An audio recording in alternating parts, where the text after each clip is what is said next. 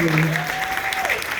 Thank you so much for reminding us about why elections matter, why our rights are so fundamental and important, and thank you for re-energizing the passion that we need, especially now. So thank you, Dr. Hale.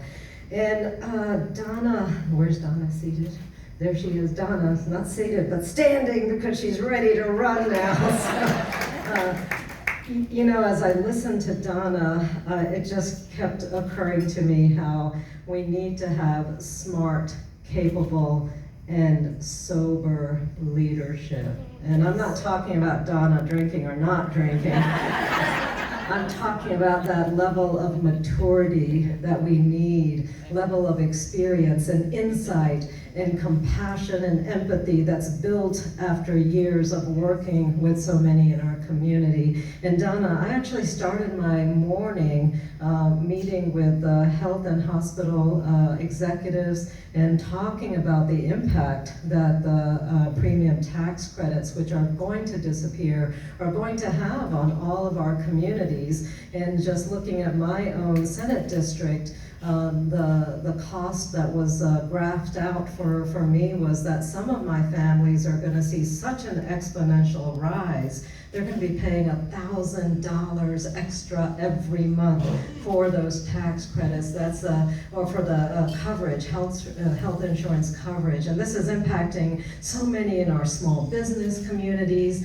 business owners that are trying to do good by their employees by providing this insurance coverage. So this is such a critical issue. This is why we need Donna Littlepage in the House of Delegates. Thank you so much to all of our elected officials here. It's wonderful to see our mayor, and it's wonderful to see my good friend and colleague, John Edwards. We miss him dearly in the Virginia Senate. But we're here tonight to talk about what a critical anniversary this is, what an incredible anniversary we're celebrating today, the 60th anniversary of the passage of the Voting Rights Act of 1965. And this landmark legislation happened within the lifetimes of several of us in the room, myself included. The Voting Rights Act was not merely a law. In reality, it represented a promise fulfilled. It was a promise that every citizen, regardless of race or background, would have an equal voice in shaping the future of our country. The Voting Rights Act of 1965 was an alignment at last of our nation's purest aspiration, articulated in the Declaration of Independence that all people are created equal, with the often broken assurances of the 15th and 19th Amendments of the Constitution, which first gave Black men the right to vote and subsequently assured suffrage for women as well.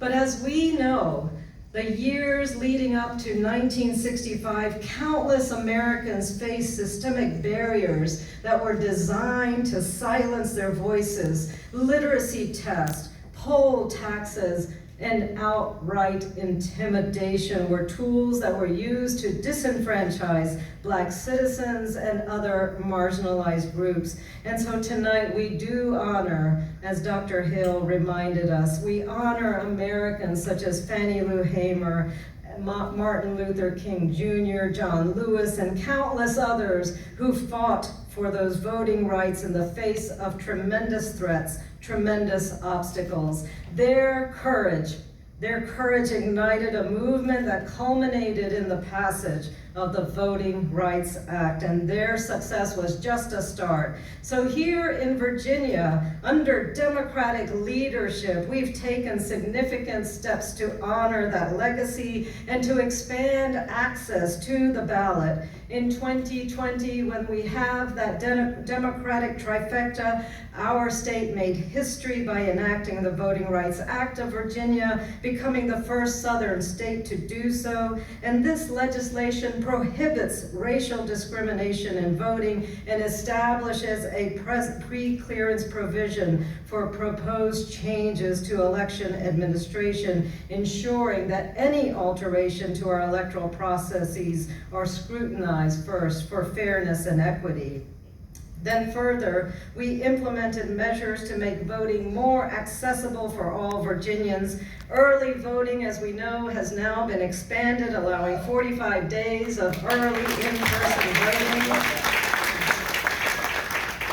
ensuring that voting and absentee voting that ensures that voting absentee doesn't require an excuse. Do you remember those days when you had to come up with an excuse? I'm going out of the country.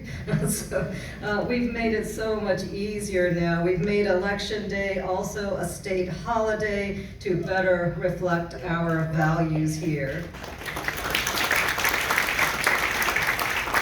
And just this past session, you heard about one constitutional amendment, which is the protection for reproductive rights. This past session, we also passed another constitutional amendment that restores voting rights to those who were returning citizens, impacting over 69,000 Virginians. And this significant legislation dismantles the remnants of Jim Crow era disenfranchisement and reaffirms that once individuals have served their time, they deserve a voice in our democracy. And now, as we approach our November elections, Virginians have the opportunity to shape policies that affect our communities and our state, from education and healthcare, affordability and economic opportunity, climate policy and criminal justice reform. The decisions that we make at the ballot box do, in fact, truly matter. And before I ran for elected office, as you heard, I was a mild-mannered college professor.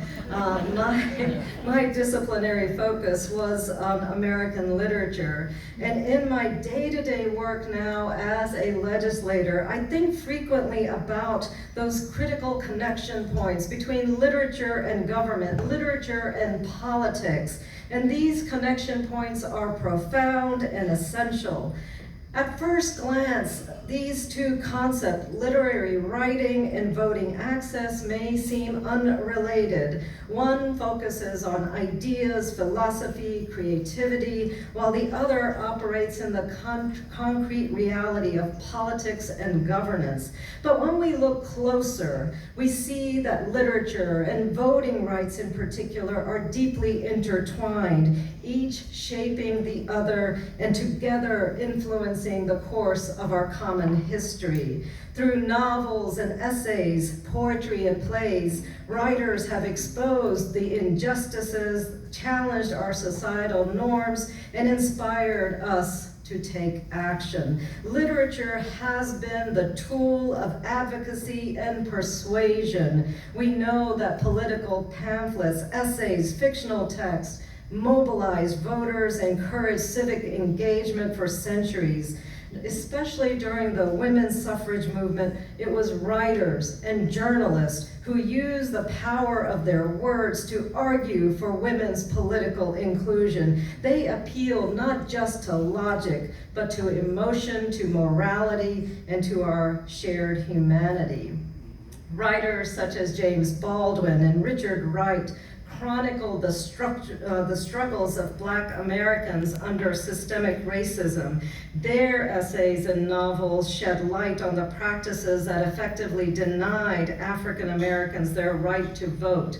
Baldwin's essays in particular called on the conscience of this nation, highlighting the moral and human cost of disenfranchisement by putting a human face on the political structure and the political struggle. Literature helped to educate readers and galvanize public support for laws such as the Voting Rights Act of 1965.